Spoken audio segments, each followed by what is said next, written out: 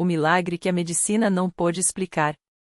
Bruno tinha apenas 32 anos quando recebeu o diagnóstico que abalaria sua vida, doença de Huntington. Uma enfermidade genética, degenerativa e sem cura, que aos poucos roubaria seus movimentos, sua fala e até sua capacidade de pensar. Os médicos foram claros: em poucos anos, ele dependeria de cuidados totais, como um bebê. Sua mãe já havia morrido da mesma doença, e ele conhecia bem o sofrimento que a esperava.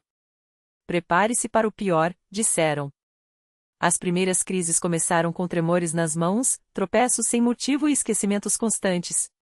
Bruno, que sempre fora um homem forte, trabalhador e cheio de planos, viu seu mundo desmoronar. A namorada, assustada com a perspectiva de cuidar de um doente, se afastou. Os amigos, sem saber como lidar com a situação, sumiram aos poucos. Ele se sentia sozinho, como se uma sombra escura o seguisse a cada passo. Foi numa tarde de desespero, depois de mais uma queda em casa, que Bruno lembrou de uma vizinha que sempre o cumprimentava com um sorriso sereno. Dona Maria, uma senhora de cabelos brancos e vestido simples, que todas as quartas e domingos saía de casa com uma Bíblia na mão.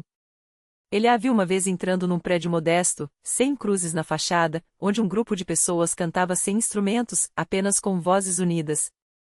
É a congregação cristã no Brasil, ela lhe explicará certa vez. Lá a gente encontra força. Naquela tarde, sem mais para onde ir, Bruno bateu à porta de Dona Maria. Ela o recebeu com chá e pão caseiro, ouvindo seu desabafo em silêncio.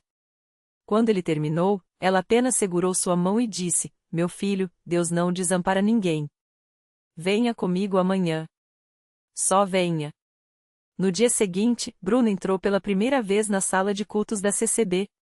O lugar era simples, paredes claras, cadeiras de madeira enfileiradas, sem altares nem imagens. Os irmãos e irmãs, todos vestidos com modéstia, cantavam um hino que ele nunca ouvirá, mas que tocou seu coração: "Jesus, refúgio seguro, em ti confio e espero." Não havia banda, nem microfones, apenas vozes sinceras, algumas desafinadas, outras trêmulas de emoção.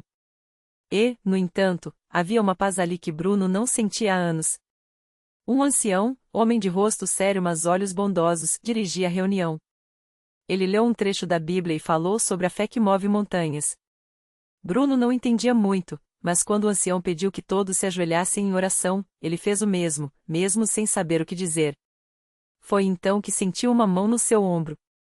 Era um irmão mais velho, de terno simples e barba branca, que orou por ele em voz baixa: "Senhor, este irmão está ferido. Dá-lhe força. Mostra-te a ele." Depois do culto, Dona Maria o apresentou a alguns irmãos. Ninguém fez perguntas invasivas, ninguém olhou para suas mãos trêmulas com pena. Apenas o trataram como um filho de Deus, como eles mesmos se chamavam. "Volte na quarta", disseram. "Aqui você não está sozinho." Bruno começou a frequentar as reuniões. Não era fácil.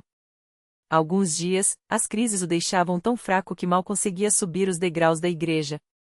Mas sempre havia alguém para segurar seu braço, sem alarde. Ele ouviu testemunhos de irmãos que superaram doenças, dívidas, vícios, sempre dando glória a Deus. Um dia, um jovem contou como fora curado de uma leucemia depois que os irmãos oraram por ele. Bruno sentiu algo acender dentro de si: "Será que Deus pode me curar também?" Ele começou a orar. Não com palavras bonitas, mas com o coração partido. "Senhor, eu não sei se mereço, mas se o Senhor puder, me livre deste mal." Os irmãos oravam com ele, impulsionando sua fé. Uma irmã, que perdera um filho e encontrara consolo na igreja, lhe disse: "Deus não tira a prova, mas dá força para vencê-la. E às vezes, ele faz mais do que a gente pede." Certo domingo, durante a Santa Ceia, enquanto o pão e o vinho eram passados entre os irmãos, Bruno sentiu uma calma estranha. Era como se uma voz sussurrasse: "Confia." Ele chorou sem entender por quê. As semanas passaram, e algo inesperado começou a acontecer. Os tremores, que antes pioravam a cada dia, começaram a diminuir. Bruno notou que conseguia segurar uma xícara sem derramar. Depois, que seus passos estavam mais firmes. Os médicos, incrédulos, pediram novos exames. Os resultados mostravam uma melhora inexplicável: a degeneração havia parado. "Isso não faz sentido", disse o neurologista. Doença de Huntington não regride. Bruno sabia a resposta. Naquela noite, na reunião de oração, ele se levantou para dar seu testemunho. Com a voz embargada, contou como chegara ali, quebrado, e como Deus o levantara. Eu não sei explicar, irmãos. Só sei que estava morrendo e hoje estou aqui, de pé, por um milagre. Os irmãos choraram com ele. Alguns se levantaram para abraçá-lo. O ancião, com os olhos úmidos, apenas disse: a Deus toda a glória. Pouco tempo depois, Bruno foi batizado nas águas. Quando emergiu da piscina, sentiu como se nascesse de novo. Não era mais o homem amargurado que entrará naquela igreja meses antes. Agora, tinha uma família na fé, um propósito e, acima de tudo, a certeza de que Deus ouve quem clama por ele. Hoje, anos depois, Bruno serve na mesma igreja que o acolheu. Ele ajuda a limpar o templo, visita doentes e sempre está pronto para estender a mão a quem chega quebrado, como ele chegou. Sua doença nunca mais progrediu. Os médicos o chamam de um caso raro. Ele chama de milagre. Sua lição de vida é simples, mas profunda. Quando o homem diz o não tem jeito, Deus diz o confia em mim. A fé não tira a prova, mas nos faz vencer. E às vezes, Deus faz o impossível só para mostrar que Ele é Deus. Na congregação cristã no Brasil, entre hinos cantados à capela, orações fervorosas e irmãos que se amam sem interesse, Bruno encontrou mais do que uma cura. Encontrou um lar. E isso, para ele, é o maior milagre de todos. E foi nesse mesmo templo, entre as paredes que já haviam ouvido seus clamores mais desesperados, que Bruno conheceu a história de outra pessoa que também experimentou o poder de Deus de maneira extraordinária. Dessa vez, era uma mulher chamada Ana, que chegou à igreja carregando um fardo que parecia impossível de suportar. Ana tinha 32 anos e uma filha de 5, a pequena Sofia. Há 3 anos, ela vivia um pesadelo, um diagnóstico de esclerose múltipla que, aos poucos, ia roubando seus movimentos. Começou com formigamentos nas pernas, depois vieram as quedas, a fraqueza nos braços e, por último, a dificuldade para segurar até mesmo um copo d'água. Os médicos eram claros: prepare-se para o pior. A doença é progressiva e não tem cura. Mas Ana não aceitou aquela sentença. Uma amiga da igreja, que já havia lutando sozinha com a filha no colo, a convenceu a ir a um culto. Lá tem gente que ora e Deus responde, disse ela. Ana foi, mais por desespero do que por fé. Entrou no templo arrastando os pés, com Sofia segurando sua mão trêmula. Sentou-se no último banco, envergonhada, achando que ninguém repararia nela. Mas Deus reparou. Naquele dia, o pastor falou sobre o Deus que restaura. Citou passagens como João 5, onde Jesus cura o paralítico de Betesda, e disse: se ele fez ontem, faz hoje. A questão não é se Deus pode, mas se nós cremos. Ana chorou silenciosamente. Quando chegou o momento das orações individuais, uma irmã se aproximou e perguntou: posso orar por você? Ana apenas assentiu, sem forças nem para falar. A irmã impôs as mãos sobre ela e começou a clamar: Senhor, o Senhor é o Deus que sara. Toque no corpo desta serva, como tocou na mulher do fluxo de sangue. Que a sua glória se manifeste aqui. Ana sentiu algo estranho percorrer seu corpo, como uma corrente elétrica suave. De repente, uma dor aguda nas costas, onde a doença mais a incomodava, pareceu se quebrar. Ela tentou se levantar e, para seu espanto, as pernas responderam.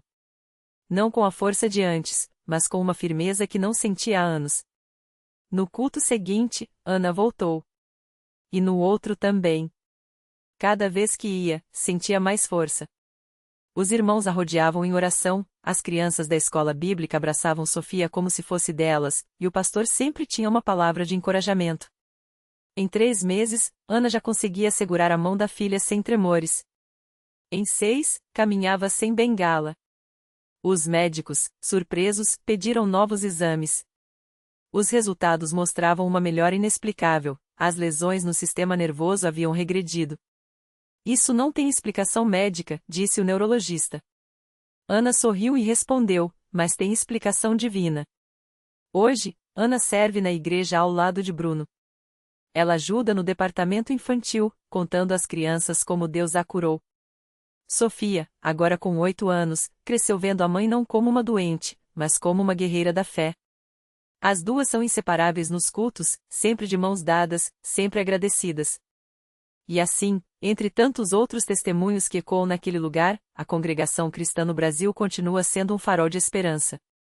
Não porque as paredes são bonitas ou os sermões perfeitos, mas porque ali, entre pessoas comuns, Deus escolheu revelar seu poder. Não há doença que ele não possa curar, nem coração que não possa restaurar. Basta que alguém creia. E é isso que Bruno e Ana repetem a quem quer que chegue desanimado: se Deus fez por nós, Ele pode fazer por você também. A fé não é sobre ver para crer, mas crer para ver. E quando você menos espera, o milagre acontece. Na mesma igreja, alguns bancos à frente de onde Ana e Bruno costumavam se sentar, uma jovem chamada Marisa chegava todos os domingos com o rosto marcado pela preocupação. Ela tinha 22 anos, mas carregava um peso que parecia dobrar sua idade. Há 3 anos, seu irmão mais novo, Lucas, de apenas 16, havia sido diagnosticado com uma doença degenerativa rara que o deixava cada vez mais fraco. Os médicos disseram que era questão de tempo até que ele perdesse os movimentos e, eventualmente, a vida. Marisa já tinha ido a todos os lugares possíveis, hospitais, clínicas alternativas, até mesmo a centros espíritas, desesperada por uma solução. Mas nada adiantava. Até que um dia, uma colega de trabalho, que frequentava a Universal, a convidou para um culto. Lá eles oram com fé, Marisa. Não custa tentar, disse a amiga. Ela aceitou mais por educação do que por crença, mas algo dentro dela a fez voltar no domingo seguinte. E no outro. E no outro. Foi numa noite de quinta-feira, durante a corrente de oração, que tudo mudou. O pastor falou sobre a importância de não desistir, de persistir mesmo quando tudo parece perdido.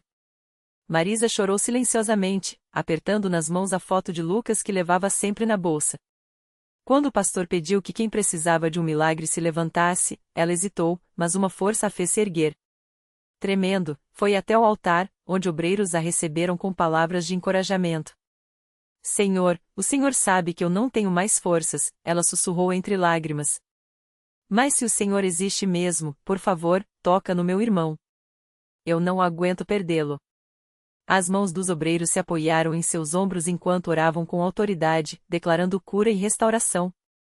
Marisa sentiu algo quente percorrer seu corpo, como uma corrente elétrica suave. Não era imaginação, era real. Na mesma hora, ela ligou para a mãe, pedindo que levasse Lucas à igreja na próxima reunião. Ele precisa estar aqui, mãe. Eu sinto que Deus vai fazer algo. A mãe, cética, concordou apenas para não magoá-la. No domingo seguinte, Lucas chegou à igreja em uma cadeira de rodas, fraco, mas consciente. Marisa o empurrou até o altar, onde o pastor e os obreiros o receberam com carinho. Enquanto oravam, Lucas fechou os olhos, e de repente, seus dedos começaram a se mexer. Primeiro um tremor, depois um movimento mais firme. Os presentes contiveram a respiração. Então, com esforço, ele tentou se levantar. Um obreiro segurou suas mãos, e aos poucos, Lucas se ergueu. Primeiro apoiado, depois, incrivelmente, sozinho. A igreja explodiu em gritos de alegria. Marisa caiu de joelhos, chorando sem parar, enquanto Lucas, ainda trêmulo, mas de pé, abraçou a irmã com uma força que não tinha há meses. Eu sinto minhas pernas, Marisa. Eu sinto, ele gritou, e o som de sua voz, cheia de vida, ecoou pelas paredes como um hino de vitória. Os médicos não tinham explicação. Os exames seguintes mostravam melhora progressiva, como se a doença simplesmente tivesse recuado. Lucas não só recuperou os movimentos como ganhou força a cada dia. Hoje, um ano depois, ele caminha sem ajuda, volta a jogar futebol com os amigos e sonha em ser pastor para levar esperança a outros. Marisa, que antes duvidava, agora é uma das primeiras a chegar aos cultos. Ela conta seu testemunho com lágrimas nos olhos, mas um sorriso no rosto. Eu pensei que a fé era para quem tinha sorte. Mas descobri que é para quem não desiste. Deus não nos abandonou. Ele só estava esperando o momento certo para mostrar que ele é fiel. E assim, como Ana e Bruno, Marisa e Lucas se tornaram mais um sinal vivo de que, naqueles bancos simples, entre pessoas comuns, milagres não são lendas. São realidades que mudam vidas. Porque quando a fé encontra graça, o impossível se torna apenas mais um motivo para crer. No mesmo ano em que Lucas deu seus primeiros passos sem muletas, uma jovem chamada Fernanda entrou pela primeira vez na Universal arrastando não só o corpo, mas uma dor que parecia não ter cura. Aos 28 anos, ela carregava um diagnóstico que os médicos tinham dado como definitivo: esclerose múltipla em estágio avançado. As crises de fraqueza nas pernas a deixavam presas à cadeira de rodas por dias, e a visão embaçada a impedia até de ler a Bíblia que ganhará da avó. Eles disseram que eu ia perder tudo aos poucos, que não tinha jeito, ela confessava entre soluços ao pastor, segurrendo o lenço umedecido pelas lágrimas. Mas ali, entre aqueles muros, Fernanda ouviu algo que nenhum médico havia dito: Deus não olha para relatórios médicos. Ele olha para o coração que clama. Foi no culto da Santa Ceia que ela sentiu algo diferente. Enquanto o pastor orava, uma onda de calor percorreu seu corpo, como se mãos invisíveis a envolvessem. De repente, os dedos que há meses não respondiam se mexeram sozinhos. Ela tentou se levantar e conseguiu. Tremendo, mas firme. Primeiro um passo, depois outro. A igreja inteira explodiu em gritos de glória a Deus, enquanto Fernanda, atordoada, tocava as próprias pernas como se quisesse confirmar que não era sonho. Hoje, Fernanda não só caminha como corre. Os exames recentes deixaram os médicos boquiabertos: nenhuma lesão nova, nenhuma progressão da doença. Eles não têm explicação, mas eu tenho, diz ela, mostrando o versículo que agora decorou: pelas suas feridas, fomos sarados, em Isaías 53, 5. Agora, ela lidera um grupo de oração para pessoas com doenças crônicas, porque sabe bem o que é ouvir um não tem jeito e descobrir que, para Deus, sempre tem. Enquanto isso, do outro lado da cidade, o Seixas, um homem de 50 anos, ex-alcoólatra e desempregado, entrou na Universal arrastado pela filha, depois de ter perdido tudo: a casa, a família e até a vontade de viver. Ele chegava com o cheiro de cerveja ainda no hálito e a vergonha estampada no rosto. Eu não mereço nada, murmurava, evitando olhar para os outros. Mas ali, entre os louvores, algo dentro dele começou a quebrar. Não foi uma cura instantânea, mas uma transformação que veio dia após dia, cultos após cultos. O pastor o desafiou: se você quer mudar, comece entregando o que te destrói. Naquela noite, Seixas jogou no lixo as garrafas escondidas no bolso e, pela primeira vez em anos, dormiu sem o peso da culpa. Pouco tempo depois, conseguiu um emprego como auxiliar de pedreiro. Hoje, ele é supervisor da obra e, aos domingos, está sempre na porta da igreja, distribuindo folhetos e dizendo para quem passa: se Deus mudou um bêbado como eu, pode mudar você também. Essas histórias de Lucas, Marisa, Fernanda e Seixas não são exceções. São apenas algumas das muitas que se repetem naquela igreja, onde o chão é de cerâmica simples, as cadeiras são de plástico, mas o poder que age ali é de outro mundo. Não há fórmulas mágicas, nem promessas vazias. Há, sim, pessoas que decidiram acreditar quando tudo dizia para desistir. E um Deus que, silenciosamente, vai tecendo milagres onde menos se espera. Porque no final, o maior milagre não é só o corpo sarado ou a vida reconstruída. É o coração que aprende a confiar novamente. E isso, ninguém, nem a ciência, nem o tempo consegue explicar. Só quem vive. Naquela mesma igreja de paredes brancas e janelas sempre abertas para quem precisa de um pouco de luz, chegou um dia um homem chamado João. Ele não entrava por um lugar qualquer, foi arrastado, quase que à força, pela esposa, Dona Maria. Ela já não aguentava mais ver o marido se afundando no vício das drogas, nas noites sem dormir, nos roubos para sustentar o que ele chamava de a necessidade. João tinha sido um bom pai, um trabalhador honesto, mas o crack havia roubado tudo isso dele. Agora, ele era apenas uma sombra do que já foi magro, com os olhos fundos e as mãos trêmulas. Dona Maria não era de desistir. Todos os dias, ela orava em casa, chorando diante de uma foto antiga do marido, quando ele ainda sorria. Até que, numa tarde de quarta-feira, ela ouviu no rádio o testemunho de um homem que também tinha se libertado das drogas na Universal. Algo dentro dela disse: leva ele lá. Hoje. João resistiu, xingou, tentou fugir, mas ela seguiu firme, como quem não tem mais nada a perder. Quando ele pisou na igreja pela primeira vez, não foi por fé. Foi por cansaço. Sentou-se no fundo, de cabeça baixa, enquanto o pastor falava sobre a força do sacrifício. João não acreditava em nada daquilo. Até que, no meio da pregação, o pastor parou, olhou diretamente para ele e disse: tem alguém aqui que acha que não tem mais jeito. Mas Deus está dizendo: eu ainda tenho um plano para você. João sentiu um calafrio. Era como se aquelas palavras tivessem sido feitas só para ele. Dona Maria, ao lado, segurou sua mão suada e sussurrou: filho, é hoje. Deus está falando com você. E então, sem entender muito bem por quê, João se levantou. Tremendo, foi até o altar. Não sabia orar direito, não conhecia salmos, mas as lágrimas caíram sozinhas. E ali, entre soluços, ele balbuciou: se o Senhor existe mesmo, me tira dessa vida. Eu não aguento mais. Não houve trovões, nem vozes do céu. Mas algo mudou. Naquela noite, João dormiu sem buscar a pedra. E no dia seguinte, acordou com uma vontade estranha, a de viver. Não foi fácil. As crises de abstinência vieram fortes, as tentações batiam à porta, mas toda vez que ele pensava em desistir, lembrava daquela voz no altar: eu ainda tenho um plano para você. Dona Maria não deixou ele fraquejar. Levava-o à igreja 3 vezes por semana, mesmo quando João reclamava. E aos poucos, o milagre foi tomando forma. O corpo foi se recuperando, o olhar voltou a brilhar, e um dia que ele jamais esqueceria, João conseguiu o que há anos achava impossível: um emprego.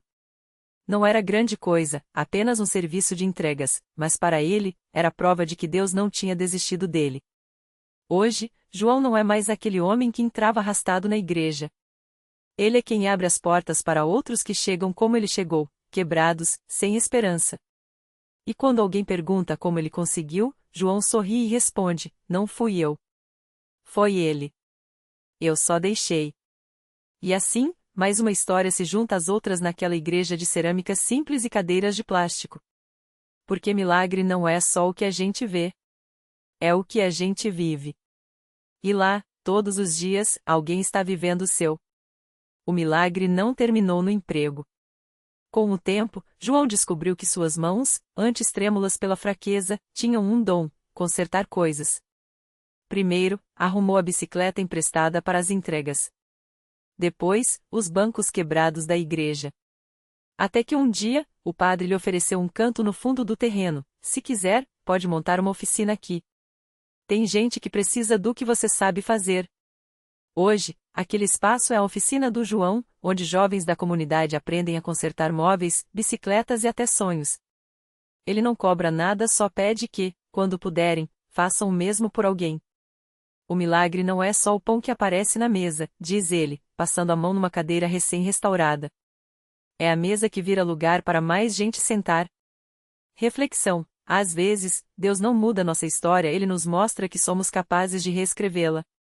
João não precisou de um sinal no céu, bastou olhar para suas próprias cicatrizes e entender que elas não eram fim, mas mapa. O verdadeiro milagre não foi a cura do corpo, mas a descoberta de que, mesmo quebrado, ele sempre teve algo para oferecer. Lição: deixe-se ser vasto. Não espere estar inteiro para começar. João entrou na igreja arrastado e saiu carregando outros. A vida não exige que estejamos perfeitos, só que estejamos presentes. Porque milagre não é o que nos tira do buraco, é o que nos ensina a plantar sementes nele. E assim, até o chão mais duro vira terra fértil. Naquela igreja de paredes simples, agora há uma placa ao lado da oficina: aqui, Deus trabalha com o que os homens descartam. E João, com as mãos cheias de calos e o coração leve, sabe: o maior milagre não é o que recebemos, mas o que nos tornamos ao dar passagem.